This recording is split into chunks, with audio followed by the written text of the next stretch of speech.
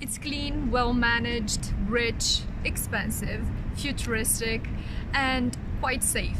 This is Singapore.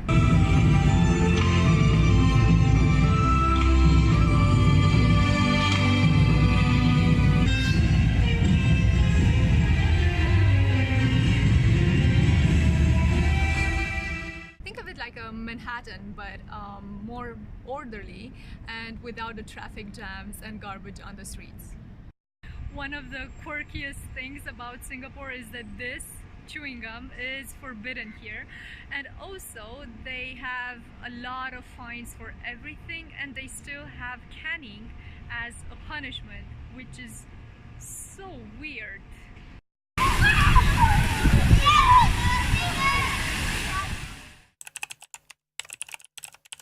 Something that really struck me in Singapore. Yes, this is a very safe place to be in.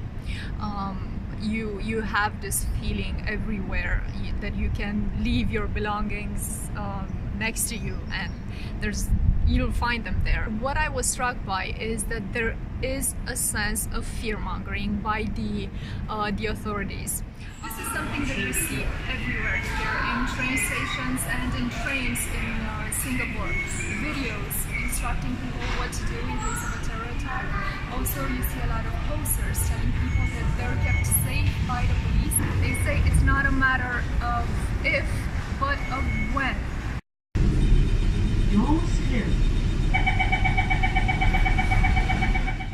As I said, this is everywhere in the train stations, in trains themselves.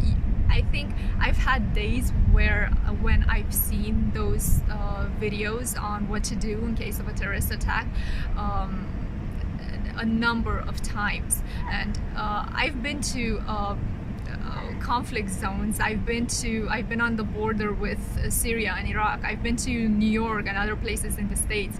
I've never ever thought about terrorism as much as I have here, and I've covered aftermaths of terrorist attacks.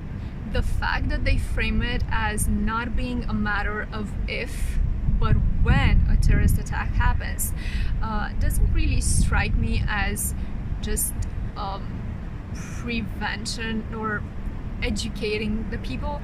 It also struck me as a significant dose of fear-mongering, because if you live here and you see this every single day like I have over the past days,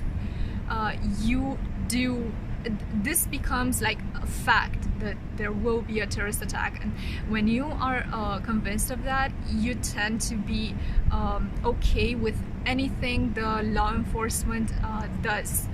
But the interesting fact is that Singapore is on its highest level of terrorism threat. I've looked at their latest official report on this. They do admit that there is no information of an imminent plot against them, but they say that because they helped the international coalition fight against ISIS, and because they're a secular democracy, they're obviously bound to be a target. Of course, we've talked about this a lot in Europe, in France, most especially when every time after a terrorist attack, their authorities would say, yeah, we were monitoring that certain terrorist, but he was able to strike. But here there's the other extreme where you feel like they've taken security a bit too far. Singapore has managed, while it is very rich, like other countries or big cities that I've visited, it has managed to achieve an order in the way it's run, and it's really well run, and also it has managed to do something that we struggle with, we still struggle with in Europe. Singapore is a very diverse, multiracial, multicultural country.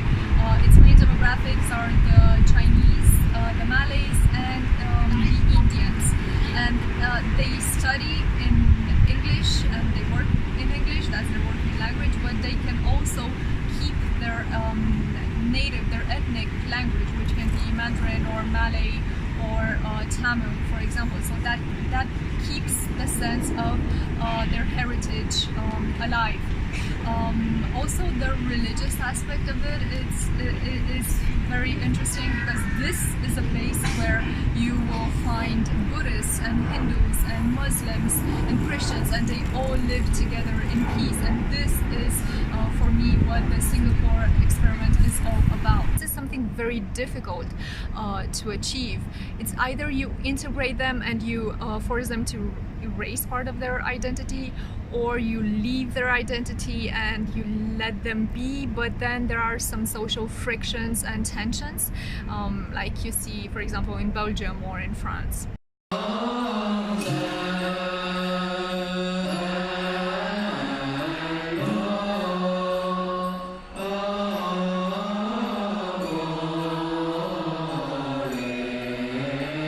Singapore, for me, is a testament of the importance of politics. Every time I hear people saying, especially people who hate immigrants, saying that no, it's in their culture, they're always going to be, I don't know, noisy or violent or unhappy with our way of life. Singapore shows you that this is not the case, because it has all these peoples, and they all live together in peace, and this place shows you that it's all about politics. It's not about the nature of a certain group, it's about the politics, and politics then transfers to education and values and economy and everything else, but it all starts with the political aspect of it. And if they could here, then it means that it can be done anywhere. That's for me I think the most amazing thing about Singapore, the thing that I'll always keep as a lesson for the rest of the world.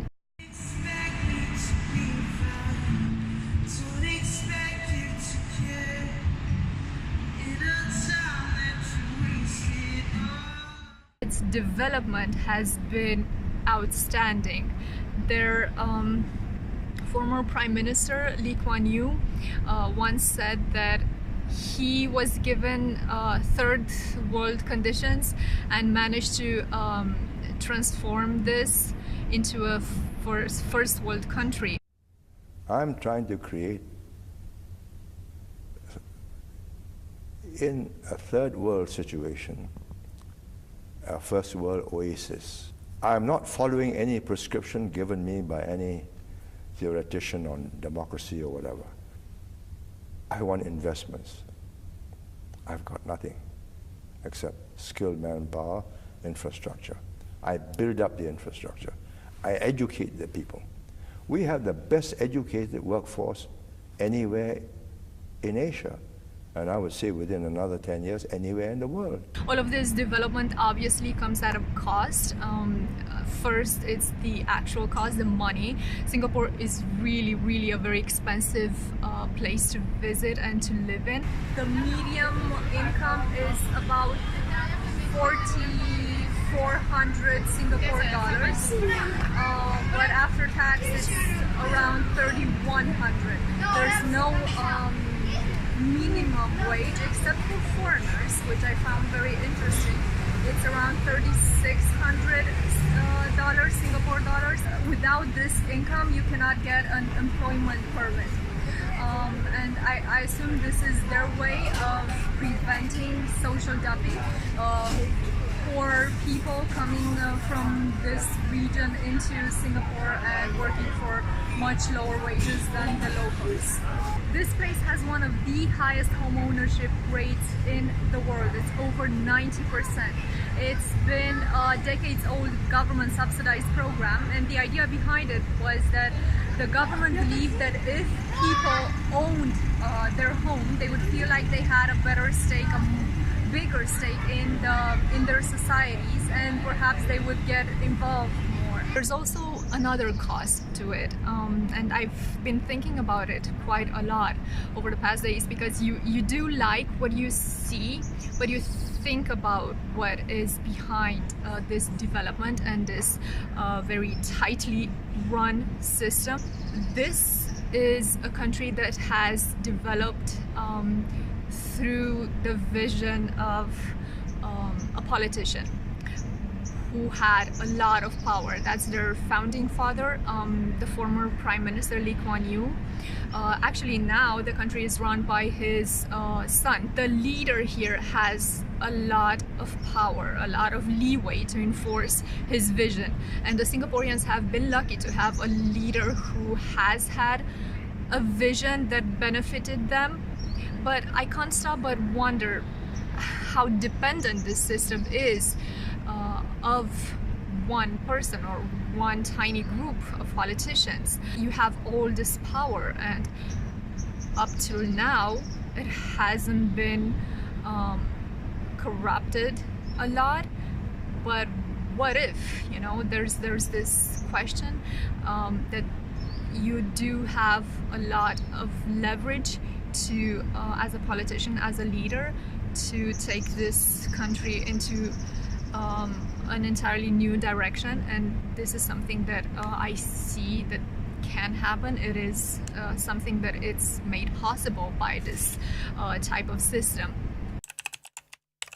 All in all, Singapore is absolutely amazing. It's fascinating to visit. You can see so many interesting things and observe so many interesting things. But if I were to draw a line and describe Singapore, I think I felt like I was visiting the very fancy home of someone I wasn't very close to. So throughout my visit, I felt that I always had to be mindful not to break anything and have my coaster under my glass at all times. This was for me Singapore. You know what Singapore is? A tropical Switzerland.